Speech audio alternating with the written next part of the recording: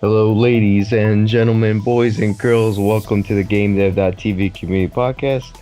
I'm your host, KB, and I'm here with Bryant and Ricardo. And we're going to talk about answering and questions and how to give good questions.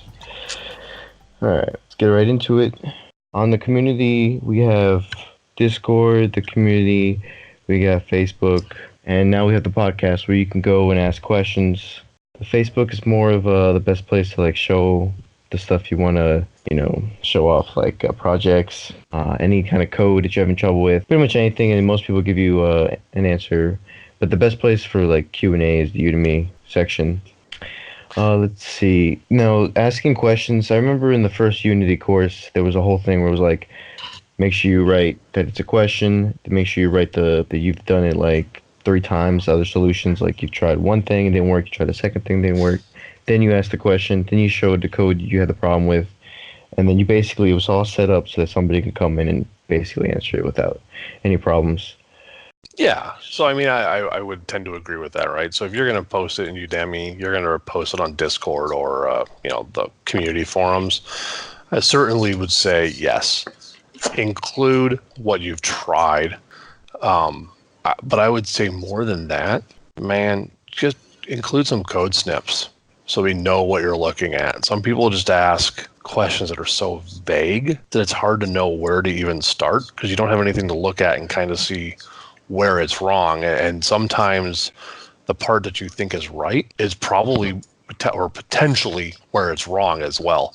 I think I saw one question where it was it wasn't processing every frame, and then it's well, without the code snip, no one would have realized that they had it in their start part of their script. It's well, that's why it's not processing every frame. Move it to update. Let's see what happens.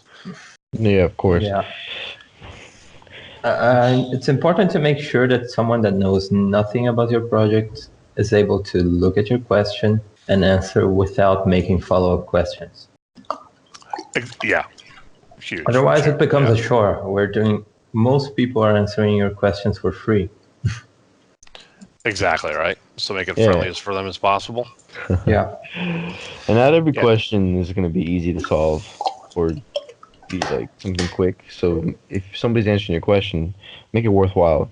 And make sure you put that it's solved, because you get somebody to trying to solve your question and it takes them 2 hours and they're oh yeah, actually no, I already had the answer, and it's well, why did I even waste my time? Right. Market is solved, and certainly I would say the more info you can include, the better. I'm going to lower my monitor, see if that works better. Sweet. I actually had another point too, and it was just, I lost it. Just lost in the void. Yeah, lost in the void. But certainly it was something off Ricardo had said where it was realize other people are doing. Oh, I was going to say, we were just earlier talking about Git. Honestly, if you guys have Git repositories, share the link. People can download your entire project then and try to build it. Obviously, we're not going to download huge hard assets, but for most beginning projects, it's a lot of code. Just put it all in Git and we can pull it off and we can build it ourselves and see where it fails. That would be huge too. Yeah, or just look at it that way. Yeah, people are sometimes scared of sharing their projects with other people, especially the code. But if you're not a AAA developer, if you're doing it just for learning, there's zero reason to. They're sourcing up their own code just to make their games better. So it's they see a value in it too. Yeah, they know that many old games stay alive because of the modding community. Exactly. For multiple years. There's people playing Warcraft 3, Half-Life 2 today. Skyrim. Skyrim is 10 years old. Mm-hmm. Half-Life is 20. Right, exactly. But either way, right? Both of them are still getting activity because people can mod them and play them. There was a patch for Warcraft 3 last year. Yeah. Because people still buy it to mod. Yeah, so exactly. They did it. So how do you think you can ask a great question? What is the requirements?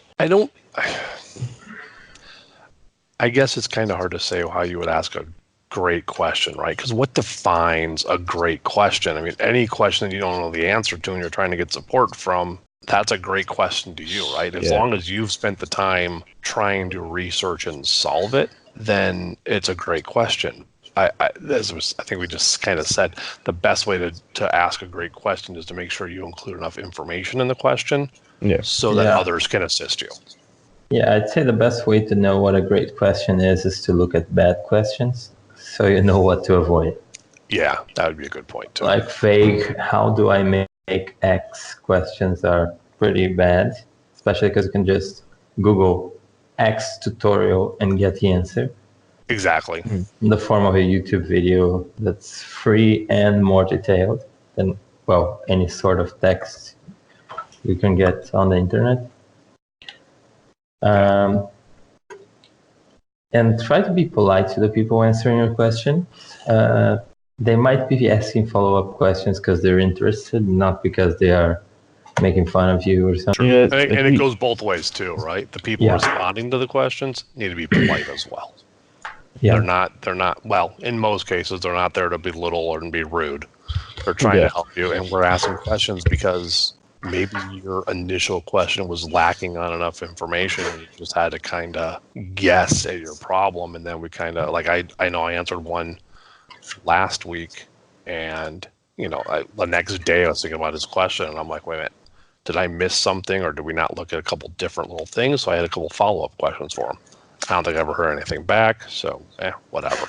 That would be the other thing, right? If you're going to ask a question and people follow up with them too. Yeah, I'd say another important thing about question is knowing how to answer. Like, I feel sometimes that many types of questions all come from kind of the same place.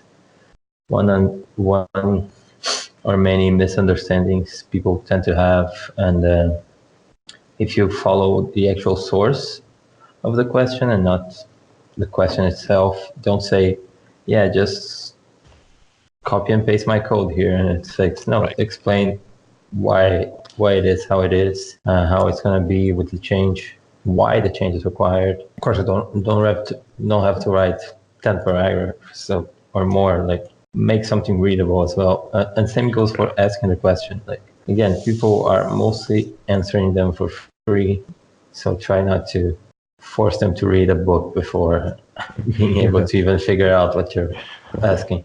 Let me read your 500-page transcript about your problem. Yeah, nobody's got time for that. Good point too. Yeah. So another thing that just get me thinking about is that also you should look out for good answers, because sometimes you get, here, just put this in your code and it'll work and you're done. But it's like, you need to find those type of answers where it's like, no, this is how you do it step by step, to give you an understanding of it so you can move forward and not have to ask this question again later on. Right. The answer should teach you the solution, not just show it to you. Yeah. And it was going to go to another point, would be part of that asking that good question, especially for the game dev students. Tell us what lesson you're on that you got stuck on. If it's specifically related to a lecture, then we can probably even go back and review that lesson and be like, okay, let's see where you got hung up. Yeah, also, if you're following any type of tutorial, actually, it might be a YouTube series, another course. Right? If you're going to that community to ask a question, say where you're at. Yeah, and if you're watching a YouTube video, include a link. I'll watch another YouTube video on something. Why not? I watch a lot of other YouTube videos. I'll watch that one. Yeah, I watch so many random videos. Watching something about something serious might be good for me, actually. Exactly. Yeah, no more cat videos, right, Ricardo? Yeah. Oh, man. Yeah. Let's see. I had something in my head. What was it?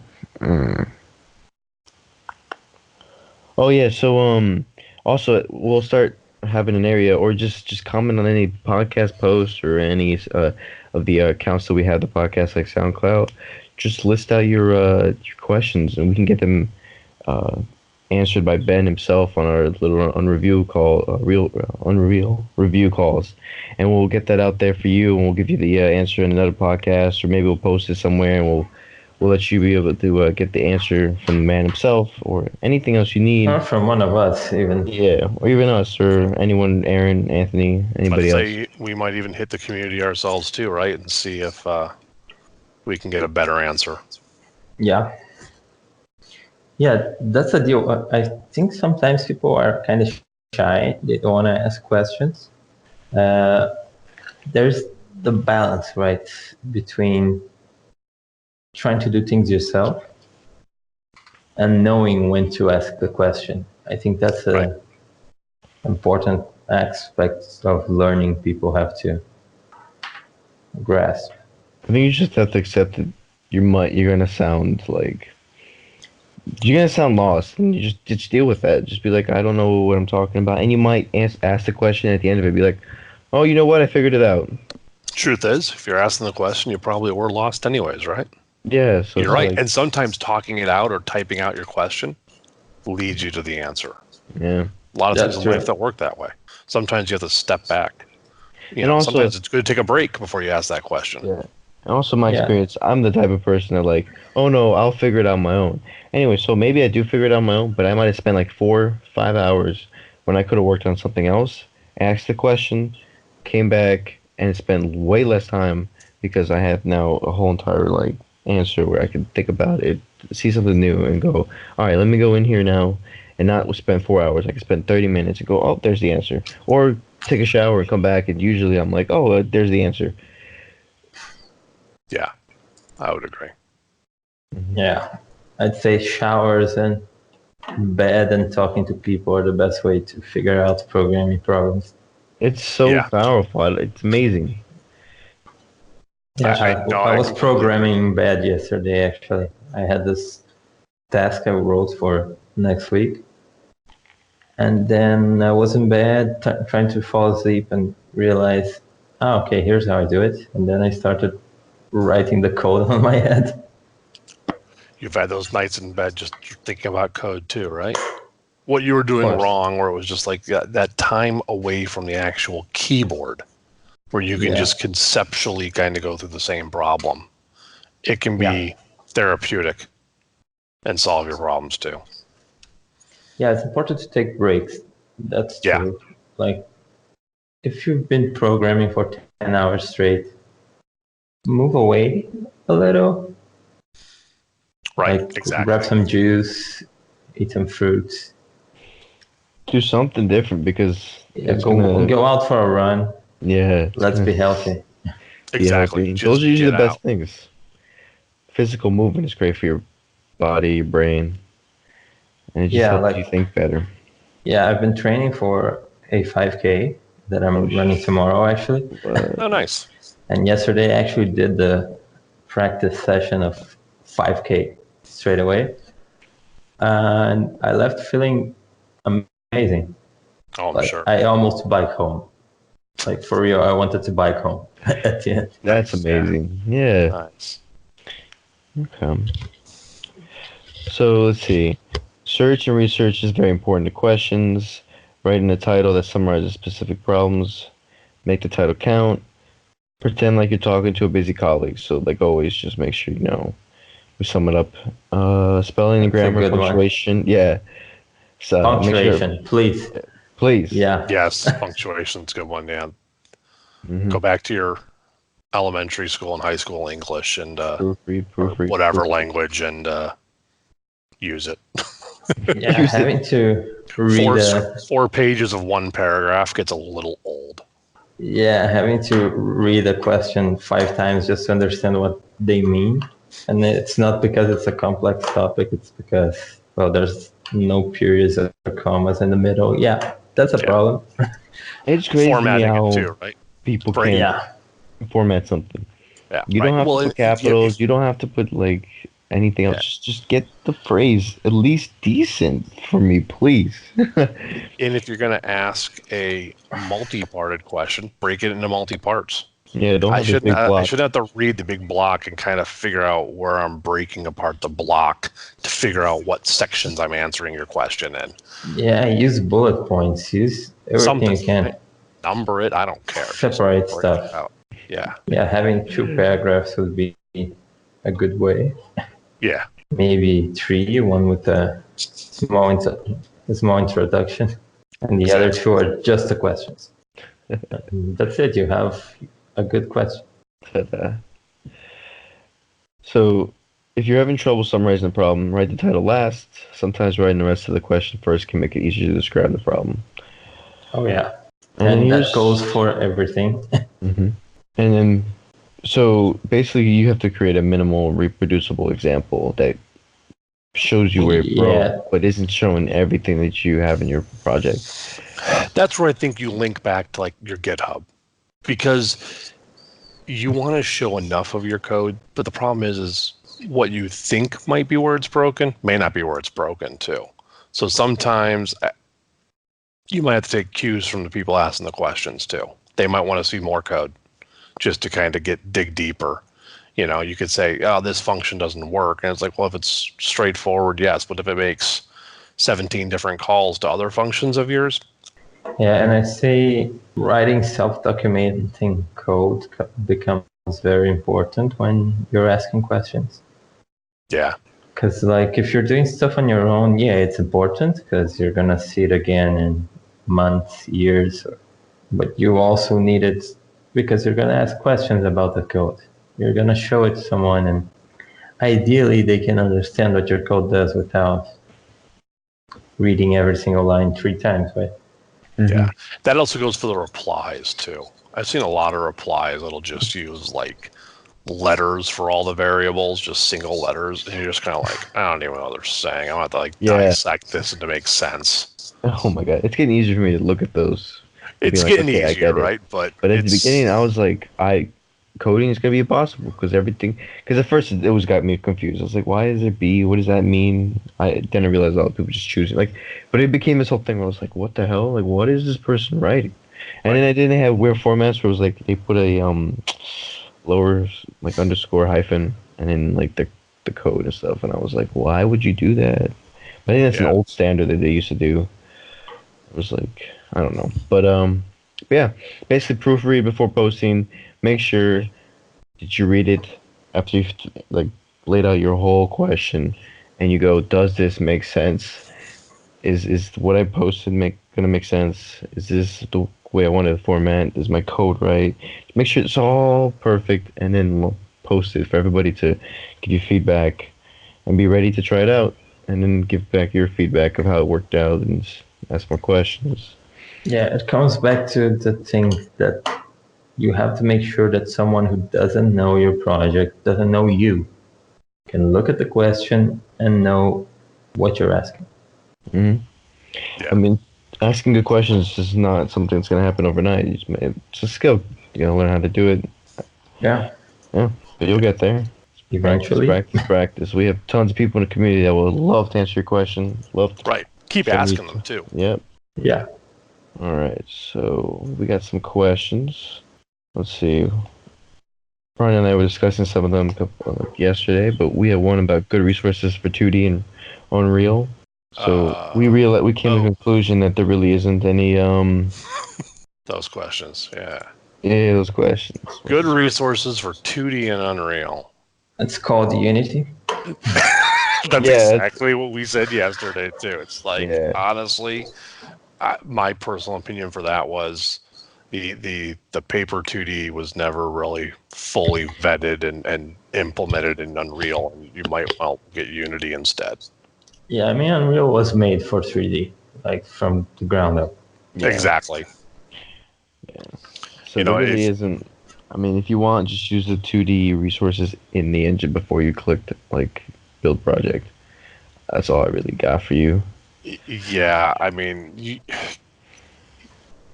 I don't have a lot for 2D and Unreal because it's just not. Its bread and butter is not 2D. Yeah, because I would still say you might seriously consider Unity if you want 2D only. Yeah, in the end of the day, you'll still be working with cylinders and cubes instead of squares. Exactly. How would you make something fun? Well, if we all knew how to make something fun, man, we'd all be retired, I think, wouldn't we? Yeah, right. What do you mean by that question? So the behind this question is somebody was saying that they became so, you know, into programming, and then they started thinking like a programmer, and then they started to program their game, that at the end of the day they were like, okay, I got the game, but like now I don't know how to make it fun. And he's so like stuck in this like it's got to be logic that he's just like, I don't know how to make it fun. So he's like, how do I make it fun? What is fun? Yeah. You should call the guys at Rockstar for that. I Right. think they know how to answer. So Yeah, I think I love Xer. that question probably more just addressed coding fatigue, right? They Mm-hmm. got so engrossed in coding that they forgot what they were focusing on. And I think to that specific question, take a break. Yeah. You know, maybe you need to just step away a little bit. If it becomes a chore, especially as a hobby, step away a little bit. If you're doing it as a hobby and you're annoyed, just take a week break. Yeah, You right. don't Play have a to game. do everything today. Yeah. No. And No. that also goes for how to make a fun game. Play other games. Play other games, right? Yeah. That's very true too, right? Play other games. You'll figure out what's fun. But what's fun is subjective. What's fun to me is not what's fun to you. Yeah. Some people don't like going to the grand strategy games or this, you know, the sim games like the tycoon games where you kind of need to adjust your economy. They just want to run around shooting people in a first person environment. Yeah, I'm not gonna tell them what they're wrong. You know? Just depends on what's your fun. What are some essential game dev equipment? A computer is usually very important. Yeah. Ideally, a moderate to good one. Yeah, gotta get a good strong one, especially if you want to use Unreal. You can pretty much use anything, to be honest. Yeah, I mean, I would think most modern computers, you'd be just fine. Maybe, I could argue 16 gigs of memory will probably just give you a better performance. Anything we're building in these courses, you don't need to have the high performance SSD drives, although they become so cheap nowadays. Why you wouldn't necessarily have them if you're building a machine, I don't know. Any of the modern processors, you'd probably be fine. And then a good graphics card. Yeah. But then if you're going to Unreal, it just depends on what you're doing in Unreal. Yeah, ideally you take the computer you use to game and build games in it. Yeah. Just remember that to a degree, and again, we're not building Fallout. It's more resource intensive to build the game than it is just to play that exact same game. Yeah, if you look at the specs for like regular computers they buy in AAA studios, they are insane. Yeah. But if you're just working on your own stuff, maybe building a 2.5D game or very simple 3D with not as much physics and, well, not as heavy and high resolution art resources. Yeah. You don't need you don't need a rocket science crazy 5 billion gig machine. No. And if you're in Unreal, learn the Unreal interface. I know that my machine is not the latest and greatest. I lower the engine quality in Unreal, and I have huge performance gains. I don't need to set it for epic quality. I just set it for like middle of the road quality because that's about what we're doing anyways. So it works out perfect. I agree. I mean, if you're an indie developer, you're not. I would say the people that probably would notice the most out of having a higher end machine would be the people who are doing the 3D modeling. Yeah. And the videos and the rendering and so forth. They're going to notice it mostly in compilation times and stuff too. When they have to render a scene or something, they're going to really notice it. But I think for a lot of the game dev stuff, for what we're doing, any you don't need machine in the assets last anyway. 5 or 6 years will probably be perfectly fine. Like you can always use cubes and squares and circles and cylinders, and then just go for the art assets later. Because Of course, if you're a programmer, if you're an artist, if you're an artist, you have a very good high-end Mac anyway. More than likely. What we're saying is irrelevant. Exactly. Close this off. Make sure you keep everything simple. Make sure you list the questions everywhere, Stack Overflow, the community, Discord. Be ready for feedback and just go out there and keep trying it. Anything else you guys want to add? Yeah, if you find a good community where people actually answer your questions, are polite and stuff, consider giving back. If you know an answer. Yeah, actively participate in the community.